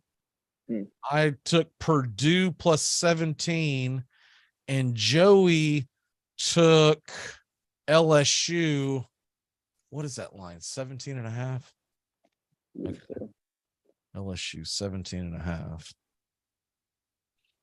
So you're going to get the jump on Tones, but since you have the chance to actually win this, fair enough. Who cares? Where are you going? There's not a lot of options this week. The college football slate's pretty limited, and there's not a lot of huge spreads. But I'm looking at North Carolina plus 7.5 against Clemson. Clemson is probably a better team, but they're coming off again of a demoralizing loss last week to one of their biggest rivals, if not their biggest rival, South Carolina. They're not playing for anything anymore. I know they're still in contention for a good bowl game, but they had playoff hopes, and those went down the drain last week. So I could see, North Carolina coming out with a lot more fire than Clemson. Yeah, I really liked that one, but I've got an outside chance of catching y'all. So that's why I swung with the Purdue game. Well, that and the fact that I wonder if Michigan might be coming off of a letdown, but I am 13 points behind you, and I don't have to catch it all up this week, but I was trying to catch something that I thought would at least cover the spread. I hit the South Carolina game last week. There you go. That kind of got me back in the conversation. That's the first big one I've hit all year long. Most of them that I've hit have been, 5-6 points, or I'm covering the spread. That's how I kind of built my team up. I mean, my points up there. But that one helped out a big time. I think it was 14.5. All right, we have got to take off, and Tones is on the way. What is your walk-off for the day, sir? My walk-off. We've got some great college football matchups tomorrow, but on top of that, we got the U.S. men's national team playing Netherlands at 10 a.m. tomorrow. It's a knockout stage, so winner advances. I'm going to be up early watching them, rooting for them. All right, we'll see you tomorrow on the kickoff show, 2 p.m. To 3:30 here on the Key. And we'll be back in a flash with Tones as we are going to talk more football and get into some lines. You're listening to WQEE. You're listening to the Armchair Quarterbacks on CBS Sports Radio, #1 sports station. Good afternoon. And this is your Armchair Quarterbacks Sports Flash. Friday night, the Pac-12 takes center stage as their championship game in Las Vegas will have number 4 Southern Cal against the number 11 Utah Utes. The Trojans are a 2.5-point favorite, over under 67.5. And if the Men of Troy can win, they'll punch their ticket to the college football playoffs. Also tonight at 7:30 Eastern on CBS Sports Network, the Conference USA Championship, North Texas versus UTSA. The game is in San Antonio, Texas, in the Alamo Dome. UTSA is an 8.5-point favorite. The over-under is 69. Your college football Saturday gets going noon Eastern on ABC. Number 10 Kansas State squares off against number 3 TCU. The Horned Frogs in Arlington, Texas, Jerry's World. They're a 2.5-point favorite, the over-under 62. TCU looking to jump into the college football playoffs for the first time in school history. Also at noon Eastern on ESPN, Toledo and Ohio in the MAC championship. Toledo 1.5-point favorite. The over-under is 55. College football center stage at 4:00 Eastern. It's the SEC championship game here on WQEE 99.1 FM. 4:00 kickoff is in Atlanta. Bulldogs 17.5-point favorite. Over-under is 51. Georgia will try to bring home a Southeastern Conference championship for the first time since 2017. Also at 4:00 on ABC, UCF versus Tulane in the American Athletic Championship. The Green Wave, 4-point favorite, over under 57. At 3:30 Eastern on ESPN, you've got the Sun Belt Championship, Coastal Carolina versus Troy. Troy is the host team for the Sun Belt Championship. Troy, 8.5-point favorites. The over-under is 48. And at 4:00, the Mountain West Championship on Fox, Fresno State, Boise State. Boise State, a 3-point favorite. The over-under sits at 54. And tonight, the Big Ten Championship. Purdue is getting 16.5 points. Over-under is 52 as they try to upset the Michigan Wolverines. And the ACC Championship should be a good one. Number 9 Clemson, 7.5-point favorite versus North Carolina. The over-under is 63.5. The game, essentially a home game in Charlotte for the Tar Heels. And that's your Armchair Quarterback Sports Flash. Stay tuned for Braves Country right here on WQEE 99.1 FM. The Key, simulcasting on YouTube.com at Braves Country. You're listening to WQEE 99.1 FM, The Key in Noonan, Georgia. Try to stop smoking. That's a beauty, huh? Well, with cigarettes, my wife and I, we made a deal, my wife and I. We only smoke after sex. I got the same pack now since 1975. What bothers me is my wife. She's up to 3 packs a day. We're down to 1 strike here. It's 0-2. Gurriel, the last hope for the Houston Astros. And here's the 0-2 pitch. Swung on, bounced over to Dansby. Dansby fires it over to first. And here comes the dog pile. Fires the Kansas City. The chop all throughout Braves country. Pop that top. Your Atlanta Braves have won it all. Armchair. They'll do anything to stay healthy. So isn't it time to think about your water? Aquasana water filters remove contaminants other filters don't, like lead, bacteria, viruses, and pesticides. Up to 99% of 88 contaminants, while leaving vital minerals you need like potassium, calcium, and magnesium. Visit waterfilter.com now for pure, delicious water and the ultimate peace of mind. Aquasana, better water, better you. It's the best in sports and entertainment, and get locked in and locked down with Rhino Radio Penitentiary, 7 a.m. to 10 a.m. with your host, me, Ryan O'Neill, each and every morning, right here with the best in sports and entertainment, all the way from professional sports to college sports to River Dragons hockey and everything in between, including some of the very best local and national guests. It's the Rhino Radio Penitentiary, 7 a.m. to 10 a.m. Monday through Friday, right here on 99.1 FM WQEE. Your true friends are the people in your life that totally get your inside jokes, your unique style, most important, what you want to eat. Taco Bell knows that when you get together with your real friends, it doesn't matter what you're doing, but hey, it might as well be something that everybody can get into, like the Taco and Burrito Cravings Pack with 4 crunchy tacos and 4 beefy 5-layer burritos. So even if you're all sitting around doing absolutely nothing, you know you'll still have a good time. It's Taco Bell's Taco and Burrito Cravings Pack. Get it for the friends that get it. You're listening to WQEE, the key in Noonan, Georgia, home of Braves country, weekdays, 3 p.m. Eastern to 5 p.m. Eastern, right here on the key and youtube.com @Braves country. You sit up in your bed watching us talk about nothing. Could it be because you're addicted to watching us talk about nothing? No. Like so many viewers are? No. Yes. I'm addicted to what are you going to say wrong next? Oh, Skip, I've never seen a man that can be wrong and keep the same straight face. I've never seen somebody that's wrong so much. I've seen Skip contradict himself so many times and look in the camera and not blink. The Armchair quarterback, he's full of beer and he's full of snacks. The All-American man. Yeah, the Armchair. Welcome back here. Braves country, here with the Armchair Quarterbacks, as we are heading towards the 5 o'clock hour. And we're going to be talking a lot of football here this hour.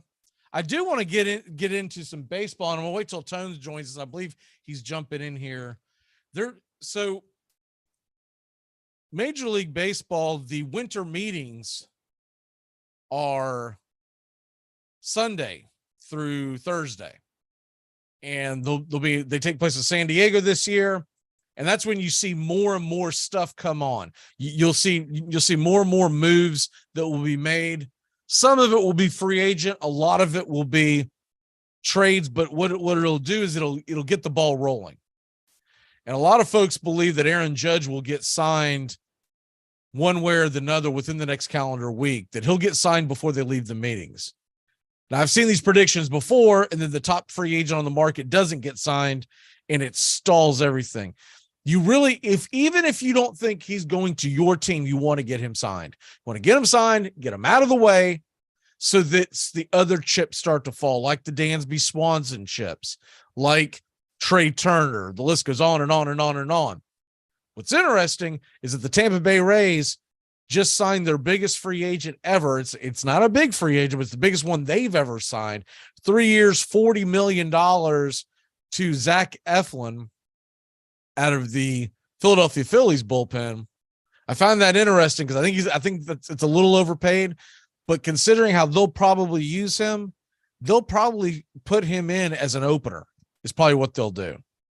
Because he showed chinks in his armor, and he showed that he couldn't be relied at the back of the bullpen.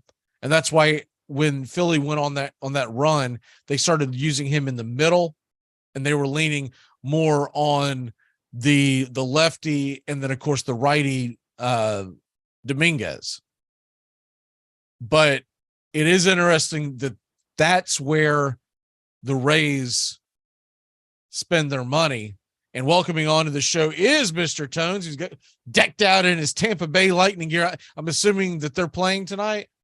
Well, I'm Tampa bound tomorrow, and we're actually heading to the game on Tuesday. So getting a little pre-preparation in They do return to the ice tomorrow, I believe. So they'll be playing a couple days. I'm in town as I head out tomorrow, but I am electing to go Tuesday against the Red Wings, so that should be fun. They play tomorrow against Toronto. How long are y'all down there for? We'll be there tomorrow and we'll return on Wednesday. So, we'll be down there for 4 nights, and we're going to see Bucks Saints Monday Night Football and Red Wings Lightning Tuesday night hockey. So some cool things on the plate for Tampa, that's for sure. Well, that should be a good time. Should be a pretty good game, Bucks Saints. Always seems to be. Most of the time it seems to be. We've had, obviously, Saints have won a little lopsided a couple times in the recent memory, but usually pretty good games overall for these two teams. Yeah, Tampa Bay still sitting at a 3.5-point favorite, which is interesting. I don't think they'll cover by much, but I think the Saints are going to cover. But I think it's going to be by the hair of their chin. You're talking like a field goal game or a 2-point game. I've got this feeling that, yes, for whatever reason, the Saints tend to have the Bucks number. But if they're going to trot out Andy Dalton out there at quarterback, I think the Bucks will find a way to win. I just don't think it'll be by more than a field goal. So because of the hook is why I would shy away from that game. I'm not taking it one way or the other. I don't have a strong feeling either way. And I kind of feel like that under is what's more likely. And it's a low under. It's only 40.5. But that under, the Saints offense is just not good. Mm-hmm. Their defense can show up from time to time. And typically, in a divisional game, you get lower scoring games anyways. And the Bucks haven't really been able to run the ball that consistently this year. They are getting Leonard Fournette back. I saw that he is back in full practice today. Mm-hmm. So that's a plus, but how many touches do you think he's going to get over White? I see this one going about 60-40 in favor of White, 55-45 in favor of White. I see White winning the carrying and ball touching battle early on. At least that could change over time, perhaps as the season goes on, if he gets a little more worn out. But right now, the way Rachaad White's moving and running, I think the Bucks are very happy with how he's looked, and I think they know that they overused Lenny F a little bit too much to begin the year, maybe not causing necessarily, but helping cause this injury perhaps. So I think they're going to give a little more of the touches to Rachaad White right now. But I'll tell you what, I'm really excited to see this duo go out there. I think that if both are playing at the top of their game, this could be one of the better duos in the NFL for running backs. So are you talking about White out touching him in carries or just overall snaps? I'm talking about snaps and touches. I think he outdoes him in both. Carries might be carries will probably be a little bit more Rachaad White. I see a 2 to 3 carry advantage for White, nothing crazy perhaps, but in terms of snaps on the field, I think we see a 10 to 15% difference in favor of White. Touches a little closer. That's interesting. I've got Lenny in one of my fantasy leagues. I'm so glad I only drafted him in one. And I really didn't want to draft him at all because he always seems to be overrated, but he fell so far in that draft I had to pick him. But I'm in a rock and a hard place with that one, and I still haven't decided if I want to start him or not. And that's the thing too. I get home on Monday night. He's gonna get. I still think he's gonna get the goal line carries. Absolutely correct. I think he's still going to get goal line carries, and I think as the game goes on, he's the one who sees those third and fourth quarter carries. They're going to use him more as the game goes on at the goal line, so he'll still get a lot of important touches, and he's still worth starting in fantasy for sure. Unless it's a little murky on your roster. But if he's, in your starting lineup, I wouldn't be too worried about it. I think actually, in theory, he'll be a little more fresh as the game goes on. So potentially it could even out, even though he got more touches in the beginning of the year, his fantasy points might even out with these games. If Deebo Samuel doesn't play, he's absolutely going in, most likely. I do have the option of Chris Olave too, same game. Oof, that's a tough one. But if Debo plays, really what the question is, do you bench Jamal Williams against the Jaguars, or do you start start Lenny, or do you put Lenny in there?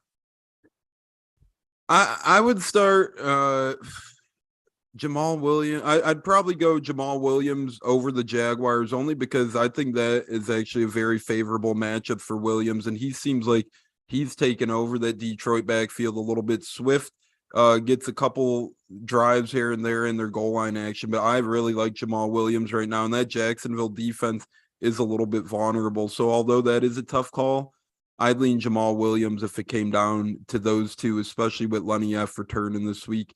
You never know if he tweaks something or whatnot. I wouldn't feel bad about either play, but Jamal Williams right now, he's the hot play.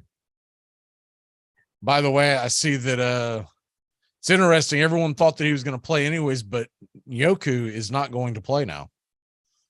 Really? Yeah, the tight end for Cleveland. It just came across the wire. He's already been put on the out list.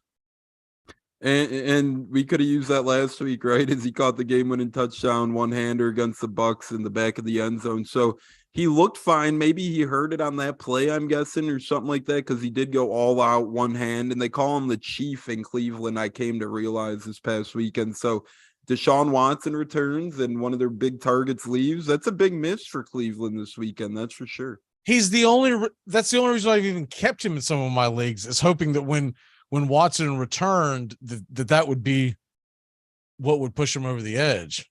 But now I got to make a decision. I mean, do I pick up a Hayden Hurst? Do I pick up a Moreau? I mean, that's a mess. Yeah, you said Moreau or who? Hayden Hurst. I'd probably lean Hayden Hurst just because, I mean, at least he seems to get a pretty consistent amount of targets a game, and because of the ball thrower throwing to him is a little more superior. So for that reason, I lean Hayden Hurst, but that's like splitting hairs when it comes to backup tight ends. Yeah, he's really hit or miss. I mean, last week he got 9 targets, but the week before he got 3. So it's not like beggars can't be choosers. And if I thought Taysom Hill had a freaking prayer of just being a big part of the game plan, I would say I'll go ahead and grab him. But went back and looked at the stats the first time that the Bucks and the Saints went at it, and he really wasn't used much at all. Yeah, and he's kind of one of those guys who you really got a game plan for, but that's a methodical thing about him. You just don't know when the Saints are going to use him. Some games they ride his tail, and some games they don't. It seems like a Monday night game. You know what? If Sean Payton was there, I would roll the dice. Correct. Because it feels like that would be a game where Sean Payton would go, we got something for you. We're going to run the triple wishbone. I could see Jameis, and if Sean Payton was there, I could see Jameis, Dalton, and Taysom Hill getting all on the field at the same time or something. And then once again, like, you know, a guy like Tynion's out there on the waiver wire, but you don't know what you're going to get out of Aaron Rodgers. If he plays. I'm assuming he's going to play. It sounds like he's going to play. But so what else do you go after? You go after, you know, Higbee with Bryce Perkins at quarterback. I don't want any part of that. Moreau is really the only other option to me that is. I picked up Gesicki. I think it was in this league because of an injury last week. 0. He got a big fat 0. I just it dropped was an elite tight end. I just dropped him in our Armchair league because garbage. And you know, they franchise tagged him, so they're giving him big money. There's one other one that I'm thinking of, and that's Conklin. Conklin, it's under the radar, right? But it's a revenge game. He played for the Vikings before he got there. That's not an awful one. It's not, and I've got Mike White in that league. You know what? I'm doing it. Yeah, because at that point, it's like, let's go. Why not double down? Mike White. Who would have thought that's what I'm relying on to get me to the playoffs? In 2020, if you were to say your fantasy combo of the future, quarterback, tight end, Mike White and Conklin, you're living large, baby. I love it, though. That's fantasy football. I remember in 2019 when Jameis Winston and Brashad Perriman helped a lot of people win championships. So you never know who's going to be the key to your championship run in the world of fantasy. And we do have news coming in right now. Speaking of fantasy, Mike Williams will not play this week, officially ruled out. Shocking. Yeah, how shocking. I was going to say that. It's a common theme for him, but What a Mike Williams waste. is out. And I have him in a key league, too. What a waste. I thought he was going to be a beast this year. Oh, I did too. I picked him up in a league that someone dropped in. I blew my fab budget, and that's been a waste. There was one game it was worth starting him in. Yeah, I think I know what game you're referring to as well. He had a long touchdown or two that game, but other than that, it's been. I remember I played him a couple weeks ago when they played the Chiefs. He got banged up and he left after getting me like 1.5 points in his return. And he said, "Oh, my hamstring's 200% before he went out there and everything." So it's like, dude, if you're gonna tell people your hamstring's 200%. You might want to make sure it is, because if you leave gimpy like he did, gonna raise some eyebrows, not only for fantasy players, but Chargers staffers next time they ask him if he's ready to roll. Yeah, absolutely. There has been a couple of things that have popped off here in the last few minutes, some transactions. We're going to hit it on the other side of the break because we got to run to break. So I don't want to start the conversation, then we got to stop it and whatnot. So let's go ahead and take that quick break. We're coming up on 420. Smoke them if you got them. We'll be back in a flash here on Braves Country with the Armchair Quarterbacks.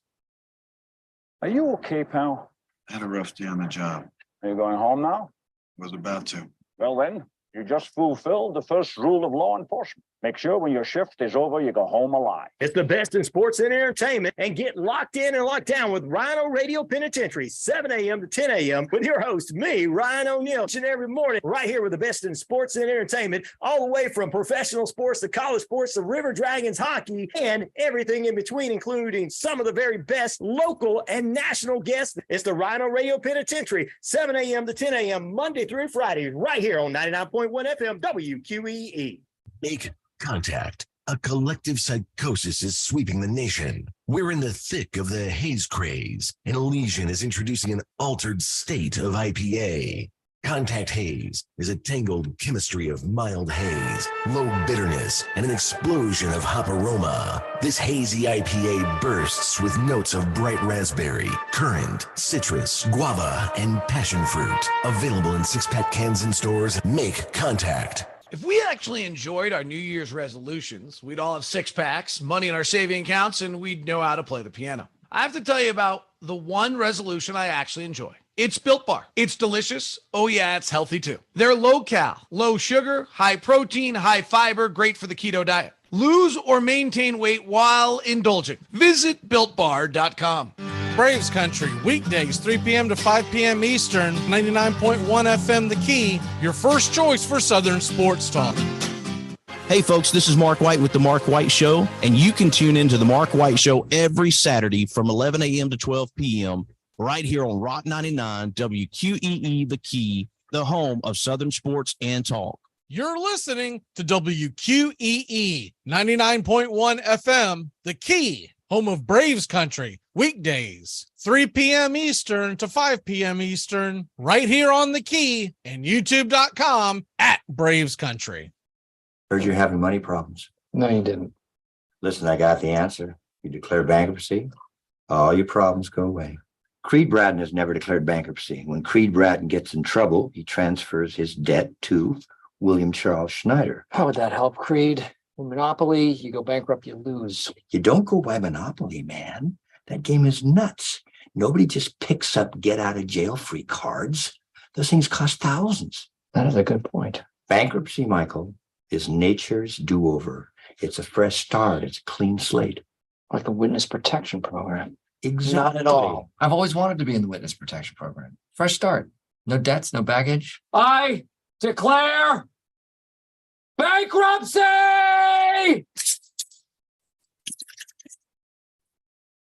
Armchair. Community Access Channel. He's the armchair quarterback. He's full of beer and he's full of snacks. The all-American man. Welcome back here to Braves Country and the Armchair Quarterbacks. That intro was a little longer than I thought it was. I do apologize. Breaking news. Some things that have come across the wire in the last few minutes. There's been a trade in Major League Baseball. Colton Wong has been traded to the Mariners. And it's funny because I saw there was a rumor that he was getting traded. And someone poo-pooed the idea this morning.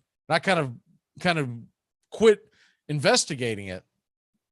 But anyways, Colton Wong heads to the Mariners. Jesse Winker and Abraham Toro head to the Brewers. So that's an interesting move. There was another thing that happened a few minutes ago as well. Chris Martin, 2-year, $17 million deal with the Red Sox. Chris Martin? How much do they give him? 2 years, 17. Oh my, and these relievers keep making more and more, but a guy like Chris Martin making that type of money? Are you kidding? Am I wrong with his? By the way, he's so not newsworthy that when you Google Chris Martin, some English singer pops up. I was like, wait a minute, he's 45? They gave that money to a 45-year-old? But okay, I was right. He is 36. 17.5 million. Yup, for 2 years. Wow. And I'm telling you right now, when he was with Atlanta, and I'll never say a disparaging word about Martin for all intents and purposes, because when he was in Atlanta, he had every bit of a chance, or every bit of a factor of why we won the World Series. He was big down the stretch, but he wasn't in the back of our bullpen big. He was a middle inning guy. And that was 2 seasons ago. Wow. 36 years. He'll be 37 this June. So at the end of this contract, he's going to be 38. And even for the Cubs last year, he opened the year, and I mean, he did okay. He ended up doing well enough to get traded, but it's not like he was worth 8 or 9 million last year. No way.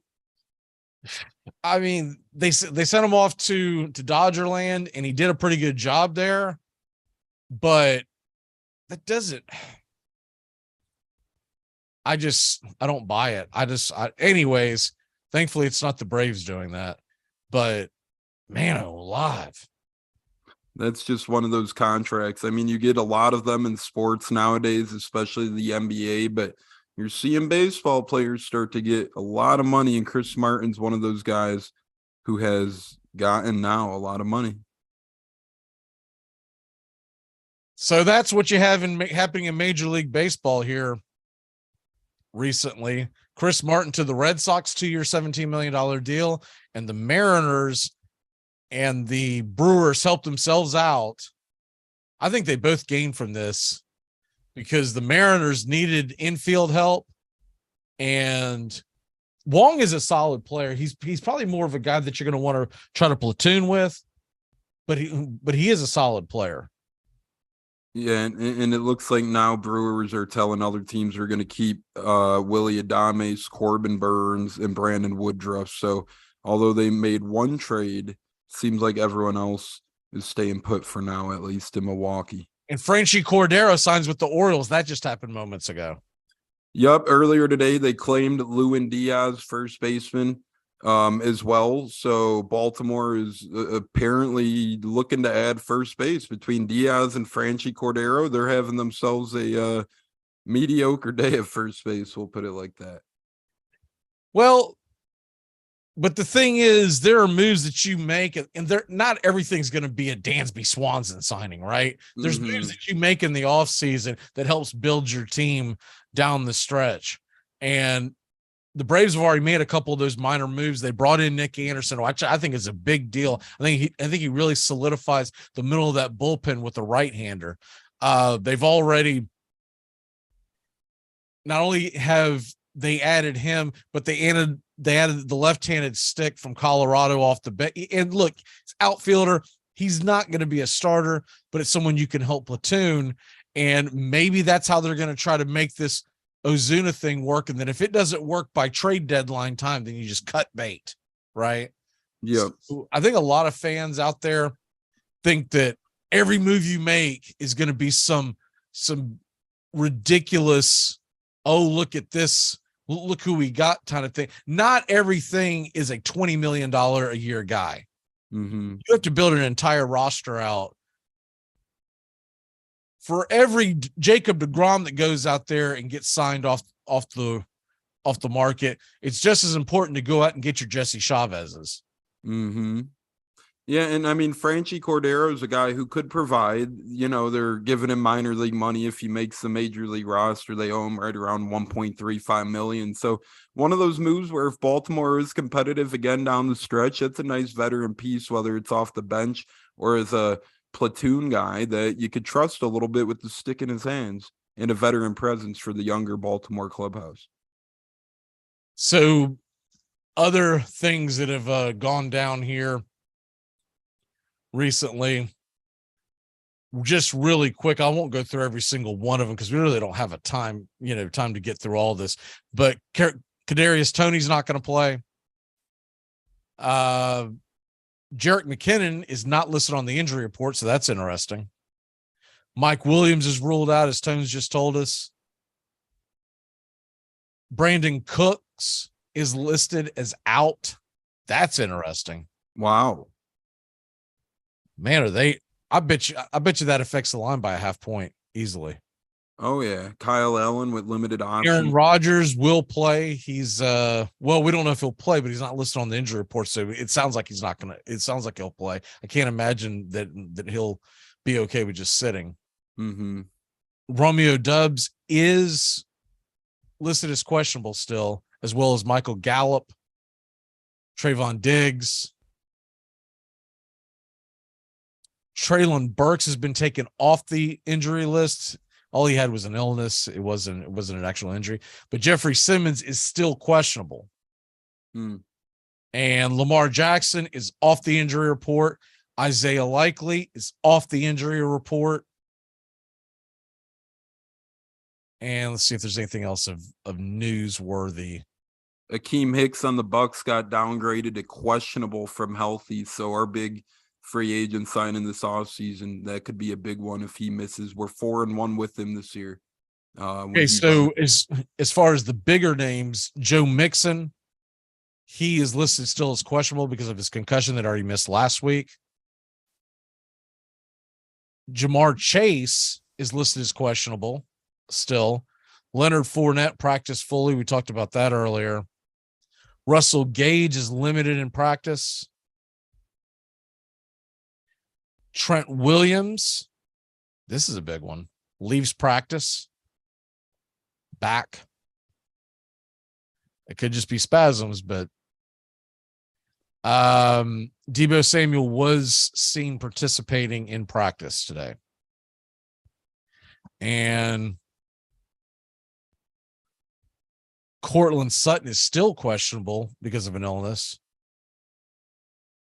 We'll go ahead and cut it off there because we go on and on and on about this. If anything big pops up, I'll shoot it out. But TJ Watt is questionable, by the way. That's a big one. Steelers, Falcons, that's a big one. That's a big one. If TJ Watt can't play, that's a big one. Would help out the Falcons immensely. I did see Najee Harris. He was doubtful to play, and now he's healthy, it looks like. So that's big for Pittsburgh's offense. He's been running better of late. Najee Harris is off the injury report? Correct. He's off the injury. He was on it all week. They said he was trending down, and now he's going to play, it looks like. So that's hard to believe because usually those oblique injuries leave you out for a few weeks. I know that they must It must have been much ado about nothing. It must have been more of a bruise or something, because usually oblique, anything in the core area ends up being a few weeks, especially for a running back.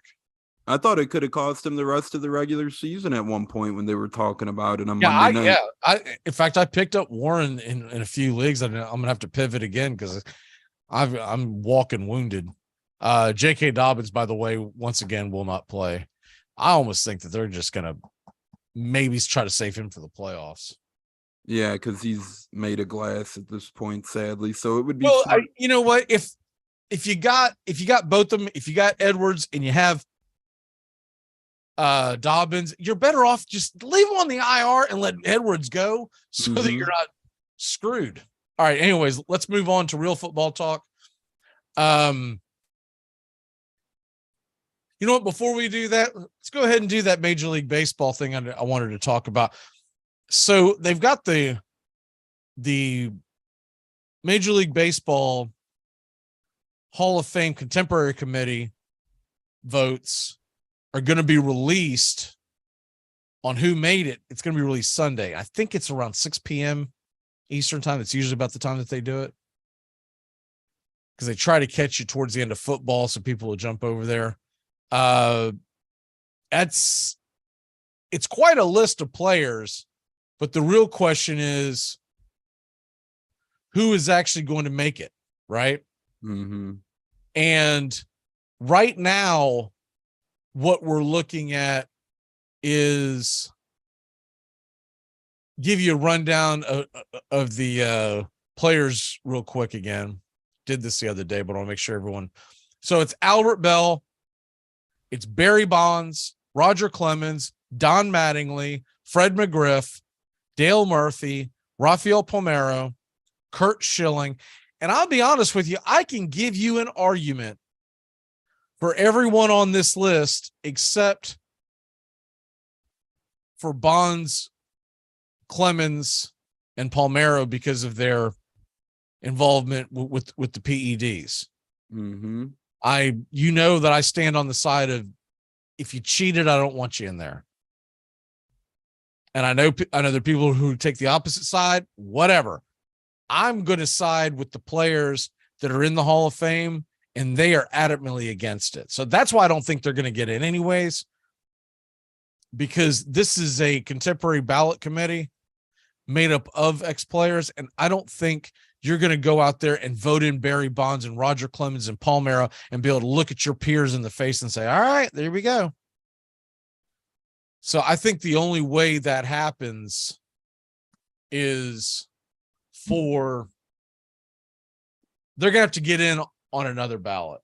What say you? Yeah, I don't see any of those steroid guys cracking it, at least for the time being. I'm with you here completely. I'm where when you play the game clean without injecting stuff in your body, I want to reward you. When you're starting to cheat and, you know, your body becomes artificial at that point with steroids, that's a big cause for concern. So when it comes to Clemens, Bonds, Palmeiro, I don't really got a lot going for them getting elected. Now, there's a lot of other interesting names, and I think you need 12 of the 16 votes to get in. So there is a lot of parity on the voting committee. You got some executives, you got some former Hall of Famers on it, such as Chipper Jones, Greg Maddux, and Ryan Sandberg, et cetera, et cetera. I think a lot of deserving players are on here, such as Schilling, Murphy, McGriff, the Crime Dog. He was incredible. Mattingly and Albert Bell. You could really make the case for any of these guys, but I'll tell you one thing. I don't want the steroid guys in. I do not want those guys in. To me, they just don't deserve it. 3 guys I highlight: Albert Bell, Crime Dog, and Curt Schilling. I'd love to see Mattingly and Murphy get in as well, but if I could pick 3, I'd go Albert Bell, Crime Dog, Fred McGriff, and Curt Schilling. Okay, 2 with the bullet for me. Number 1, Dale Murphy. It's ridiculous. It's about time. Number 2, it's Fred McGriff. Now, yes, it's because they're Braves. That's got a lot to do with it, but it's also the fact, and I know he's a little before your time, but Dale Murphy, outside of Michael Schmidt in the 1980s, he was the guy in the National League. He won 2 MVPs in 82 and 83. In 84 and 85, he led the National League in home runs. So that was 4 consecutive years of dominance. The only one who hit more home runs in the 1980s than Murphy was Schmidt. Mm-hmm. So you got to put him in. And the crime dog, he's 7 home runs short of 500. I think the reason why he gets punished is because he bounced around to so many teams. He doesn't have an identity. Yeah. So there's not a fan base that's been beating the drum like there has with the Yankee fans of Mattingly. I'm not putting Mattingly in. And I think he was a very good player for about 5 or 6 years. And then he had the back problems pop up. And it really made him a ho-hum player after that. And that makes him a very good player and a guy that probably belongs in things like the Yankee Hall of Fame, right? But Don Mattingly, to me, falls a bit short. If I put a third guy in on this ballot, and I'm always a little concerned to put too many guys in, but there's really 2 that I believe belong in. But if I got to pick one or the other on this one, this go around, give me Albert Bell. Albert Bell for 12 years averaged over 100 RBI a year. Yeah, he had the cork bat, but a lot of them had cork bats. And the thing is, they have gone back and tested this and come to find out the cork bat never helped. Never helped. They've done tests on it, and the cork bat does not actually help you. It just thinks it gives you the thought process that helps you. So, and I know that's a little contradicting when you're saying, hey, don't put Bonds and Palmeiro and Clemens in because they cheated, but it's okay if Bell is in there with the cork bat. You know, I just don't think I think it's apples and oranges. I think it's the difference between a guy getting away with a spitball and a guy who does PEDs for several years that makes him stronger. I agree with that. The fourth guy, if I was going to put someone in, would be Schilling, but not this go around because I don't want to put more than 2 or 3 in. So but it's got. I think Schilling belongs. I don't care about his politics, whatever. I'm not going to throw everyone out of the Hall of Fame because of politics. If you did that, there'd be like 6 guys in there, right? His WAR, I think, is 80. Typically, if you have a WAR above 50, you get in the Hall of Fame. Curt Schilling's WAR is 80, but he belongs in the Hall of Fame. But I'd probably wait till the next go around. Those would be the 3 I'd put in right now: Murphy, McGriff, and Bell in that order. And then, the only reason why I'm putting Murphy and McGriff in before Bell is because it's been longer, right? I guess Bell and McGriff are about the same, but anyways, we got to take a quick break. When we come back, stupid underdog picks here on Braves Country Baseball. We're going to get you set for the Pac-12 championship. Is USC going to punch their ticket into the college football playoffs? Hey, check it out. A snow cone machine. A snow cone machine? You're saying it wrong. It's a snow cone machine. Wendy's only makes one kind of breakfast, your new favorite one. How do we do it? With fresh cracked eggs, oven-baked bacon, and flaky croissants. You know, the things your old breakfast wasn't doing. So toss that old news and its soggy eggs somewhere useful. And get to Wendy's. A sausage, egg, and Swiss croissant, bacon, egg, and Swiss croissant, and honey butter chicken biscuit. Choose wisely. Choose Wendy's. Limited time only. Single item at regular price. Price and participation may vary at U.S. Wendy's. Hey, sports fans, the Key has a brand new show. Braves Country is coming your way weekdays 3 p.m. Eastern to 5 p.m. Eastern. Drive time on WQEE. Braves Country is a Southern sports talk show with Magee and the Armchair quarterbacks. We'll be talking the Atlanta Braves and Major League Baseball, along with everything important to sports fans in Braves Country. The SEC, ACC, Big Ten, and the National Football League, and the big sports news of the day. That's Braves Country with Magee and the Armchair quarterbacks. weekdays 3 p.m. to 5 p.m. right here on WQEE, the key 99.1 FM, and simulcasting on youtube.com/@Braves Country. Choose a yogurt that's right for you. With 2 grams of sugar per 5.3 ounce serving, Too Good Greek yogurt is too good to be true. So Delicious dairy-free yogurt and Silk yogurt alternatives are delicious plant-based swaps you can enjoy by the spoon or add to recipes. Oikos 000 yogurt and Light and Fit yogurt are tasty, non-fat yogurt options. So many flavors, varieties, and possibilities. Elevate any recipe and your everyday with yogurt. You're listening to WQEE in Noonan, Georgia, home of Braves Country, weekdays 3 to 5 p.m. Welcome back here to Braves Country here on Armchair Quarterback Radio and WQEE 99.1 FM. Tones and I are going to take you to the top of the hour. And just a real quick programming note, if you're watching on youtube.com/@Braves Country, we're going to leave off just a couple minutes before the actual, as we stay on WQEE, because on Fridays, we usually play little tunes for a feel-good Friday, going to get your weekend going, and YouTube will bang us for whatever song we play. So that's why you'll see us disappear. So if you do want to jump over and hear the end of the show, their feed's usually a tad behind ours on the YouTube channel, so you'd be able to jump over there and catch it. The tail end of it, you would find that, I'll get the website here for you 1 second. It is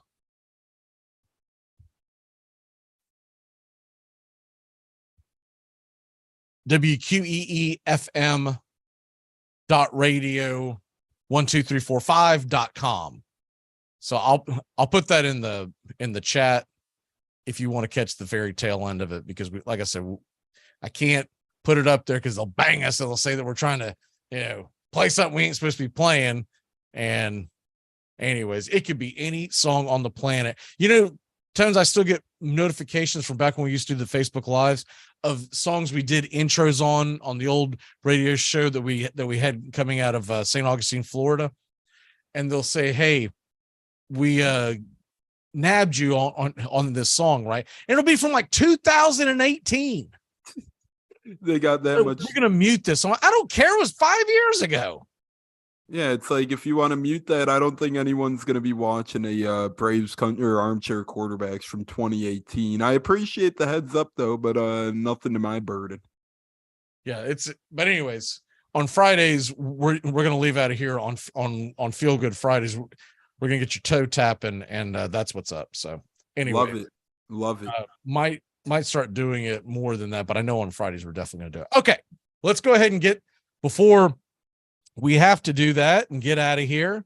We are going to be back tomorrow, 2 to 3:30, 90-minute kickoff show, getting ready for the SEC championship game on our YouTube channel as well as on the Key. So we'll be simulcasting once again, and looking forward to that. So we'll worry about doing those predictions then. But tonight's game, the Pac-12 championship, Southern Cal, I think they're a 3-point favorite. Yep, 3. That is correct.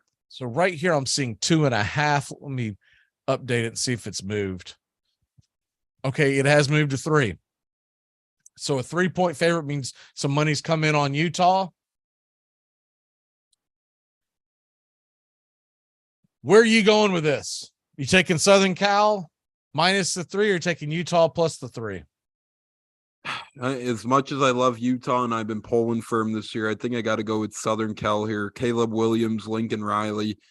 Although Utah's had their number, I think that they know that they need to get into the playoffs, and it would really accelerate their talkouts, their standouts, and future money down the road for each of these guys. So as much as I love Utah, give me the USC Trojans, who will be fighting for a playoff spot, who will be fighting for Caleb Williams Heisman, and who will be fighting to to show why hiring Lincoln Riley and giving him that much money right off. Okay. Man, this is such a tough one.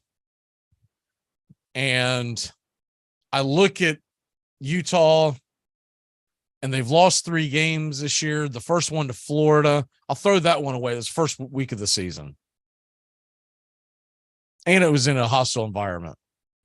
They lost to UCLA, giving up 42. They lost at Oregon. And the first time they played USC, they won by 1. They went for 2 and got it. 43-42. It's going to be a high-scoring game. Usually when teams hit each other the second time around, it's a little lower scoring than the first time. So the first time was 85 points. Tonight's at 67.5. It's the over-under. I still think that over is going to hit. I'm going to take USC -3, but it's against my better judgment. I feel like I have to go one way or the other. I can't be calling a push, but I feel like Southern Cal, which I'm just hoping it doesn't come down to a field goal. Let it come down to a touchdown one way or the other. 4 points, whatever. So I'm going to roll the dice and say Southern Cal, let's go. That's how I'm feeling on it. I don't feel great about it, but if I had to lean one way, I'm taking Southern Cal -3. Game means more for them. And Caleb Williams is playing really well. If Southern Cal's defense can find a way to slow down Utah, which they couldn't last time, Southern Cal could win this thing going away. But I have big time reservations on their defense and what they can do. I don't think Southern Cal is going to get into the playoffs and win a game, because I feel like they're most likely going to play Georgia. And I think Georgia's going to pound them into submission. I agree with that. I do want to see Southern Cal in the playoffs because I want to see new blood. I want to see Southern Cal versus Georgia. I think that'd be really fun. I want to see Michigan versus TCU. That'd be really fun, right? And so I think that's why I'm pulling for Southern Cal, because I'm tired of seeing Alabama. I'm tired of seeing Clemson. I'm tired of seeing Ohio State. And it'd be nice to get a playoff for the first time ever with none of those teams in it. That'd be crazy, and I'm here for it. College football fans, I believe, are here for it for the most part, and that's what makes college great. You never know who's going to have the Cinderella type story, and I love if TCU wins tomorrow, and I love if USC wins tonight. Give us some new blood in that college football playoff. From a television watching standpoint, I believe they want USC and Ohio State to get in and leave TCU out, and you get what would most likely be either A, you would put Ohio State and Michigan against each other and get a rematch there, or B, you have Ohio State go against Georgia, and then you get what is essentially a Rose Bowl clash of Southern Cal versus Michigan. And I'd be okay with that, but I kind of want to see what TCU can do. I think they're very underappreciated, but I also think TCU is going to have a very difficult time tomorrow beating Kansas State again. They've already played them once. It's very difficult to beat a team, especially a rival, 2 times the same year. Now, we can go ahead and make our predictions on that game, because that game is going to kick off at noon, and by the time we come on the air tomorrow at 2, that game will be into the second half. TCU is a 1.5 point favorite. I've got to take TCU. I got to roll with the Horned Frogs, but I am a little nervous. What say you? Yeah, I'm taking TCU, and actually mark that down as my lock of the day. I'm going with TCU Horned Frogs with my lock. I think that they got a lot rolling for them. Max Duggan has been playing incredible football. Like you said, it's tough to play these teams twice a year. The battle is going to be fierce from Kansas State. They've had an incredible year as well. I just think TCU is playing for a lot here. This program knows that as well. This is a big step for a program like TCU, and I think they make it. They're laying 1.5 points. Nothing too crazy. I'm going with the Horned Frogs here. I just think that they got the momentum heading into this one. What's your stupid underdog? Stupid underdog. It's Real getting quick. North Carolina, Colts, Purdue, and LSU have been taken. Oof, that leaves us not too much left to choose from, but there's still some out there. I'm going with the Denver Broncos, getting 9.5 points at Baltimore. Baltimore hasn't been playing great football. The Broncos obviously haven't been playing great football all year to this point either, but they're due, right? Mr. They're Unlimited. He's been a little more, he's been limited to say the least this year, but I think Russell Wilson, if he wants Broncos fans, and a win won't win him back at this point, but it might carry a little more momentum heading into next season. So a 9.5-point underdog, Denver is at Baltimore tomorrow. Nothing too much left on the board for my likings besides that, and I don't love it, but I like the points. Give me Denver at Baltimore, get a 9.5. I'll wait to give my lock tomorrow. I've already got it figured out, but I'll wait to give it tomorrow with the kickoff show. But let's go ahead and talk some really quick NFL before we have to jam out of here. Give me a prediction on a Steelers Falcons, 1:00 on Sunday. -1 is the Steelers -1, over under is 42.5. Now it has raised a half point.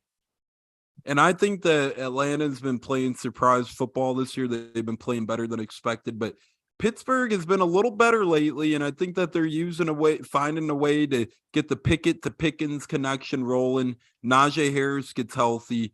If TJ Watt plays, he's questionable again, so that's something to watch. I like Pittsburgh in this one, laying the 1. I think Kenny Pickett gets a little better week by week. Pittsburgh's been a little better overall the past month or so of football. So I like Pittsburgh laying the 1 here. Not huge, not very comfortable about it, but if I had to choose, I like Pittsburgh -1. I'm going to take the Falcons in what I think will be a low-scoring game that they're going to find a way to win. The Steelers, coming off of Monday Night Football, usually a tired team, and they're going to go on the road again. That's usually something I said it before earlier in the show, that's a recipe I usually look for. And it's a Steelers team that's not that great. And they almost lost to a Colts team that's even less impressive than that. And I think the Falcons, they should have beaten Washington. They got to get the W. If they lose on Sunday, it's going to turn the rest of the week, the rest of the season into win or go home, essentially. Mm-hmm. So, by the way, breaking news that Travis Etienne is good to go for the Raw Lions. So he is off the injury report now. But I'm going to take the Falcons to win. You're heading to the Bucks game. Give me a Bucks score. Let's go with 24-20 Tampa, and a 4-point win covers by half a point. I don't feel great about it, so didn't lock that in by any means. But Tampa real quick, we are ending the stream for YouTube. So if you want to join us over on the radio side,